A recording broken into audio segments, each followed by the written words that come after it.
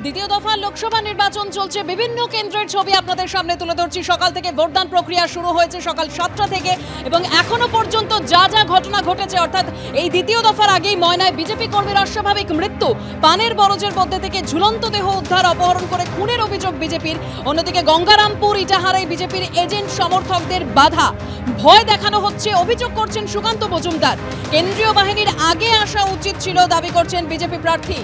দ্বিতীয় দফার আগেই ময়নায় বিজেপি কর্মীর অস্বাভাবিক মৃত্যুর খবর পাওয়া যাচ্ছে, পানের বরজের মধ্যে থেকে ঝুলন্ত দেহ উদ্ধার, অপহরণ করে খুনের অভিযোগ করছে বিজেপি। অন্যদিকে গঙ্গারামপুর ইটাহারে বিজেপির এজেন্ট সমর্থকদের বাধা, ভয় দেখানো হচ্ছে, অভিযোগ সুকান্ত মজুমদারের। কেন্দ্রীয় বাহিনীর আগে আসা উচিত ছিল, দাবি বিজেপি প্রার্থীর।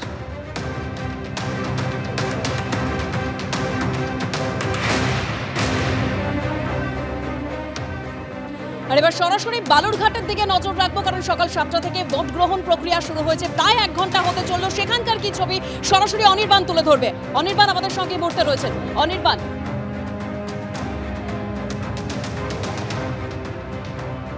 জানি রাখি যে আমরা এই মুহূর্তে রয়েছি বালুরঘাট লোকসভা কেন্দ্রের অন্তর্গত ইটাহার বিধানসভা এলাকায়। ইটাহারের যে পোরশা প্রাথমিক বিদ্যালয়, সেখানে আমরা এই মুহূর্তে রয়েছি। এখানে 109 এবং 110 নম্বর দুটি বুথ রয়েছে, 1600-র বেশি ভোটার রয়েছে। সকাল থেকে কিন্তু আমরা দেখতে পাচ্ছি যে এই দুটি বুথে কিন্তু ক্রমাগত ভোটাররা আসছেন এবং তারা দ্রুত সম্ভব তারা ভোট দিয়ে তারা চলে যাচ্ছেন। অনেকেই কিন্তু তীব্র যে দাবদাহ, সেটাকে কিন্তু এড়ানোর জন্যই সকাল সকাল ভোট গ্রহণ কেন্দ্রে আসছে। কেন্দ্রীয় বাহিনীর জওয়ান তারা কিন্তু রয়েছেন সতর্ক, তাদের দৃষ্টি রয়েছে। এবং তুমি যেমনটা বলছিলে যে কিছুক্ষণ আগে সুকান্ত মজুমদার তিনি কিন্তু একটি অভিযোগ করেছেন যে ইটাহার এবং গঙ্গারামপুর বিভিন্ন এলাকায় কিন্তু বিজেপির যে সমস্ত এজেন্ট তাদেরকে কিন্তু বুথে ঢুকতে দেওয়া হয়নি, এমন একটা অভিযোগ তিনি করছেন। স্বাভাবিকভাবে সেটা নিয়েও কিন্তু একটা রাজনৈতিক চাপানোতো শুরু হয়েছে। অন্যদিকে তৃণমূলের তরফ থেকে কিন্তু কেন্দ্রীয় বাহিনীর বিরুদ্ধে ইতিমধ্যে একটি অভিযোগ করা হয়েছে, সেটি কিন্তু গঙ্গারামপুরে। এবং সেখানে কিন্তু যেটা বলা হচ্ছে যে গঙ্গারামপুরের একটি বুথ, সেখানে কিন্তু কেন্দ্রীয় বাহিনীর জওয়ান তারা কিন্তু যারা ভোটার রয়েছেন তাদেরকে প্রভাবিত করার চেষ্টা করছেন, তাদেরকে ভয় দেখানোর চেষ্টা করছেন, এমন একটি অভিযোগ কিন্তু ইতিমধ্যে ইলেকশন কমিশনের কাছে তৃণমূলের তরফে জমা পড়েছে।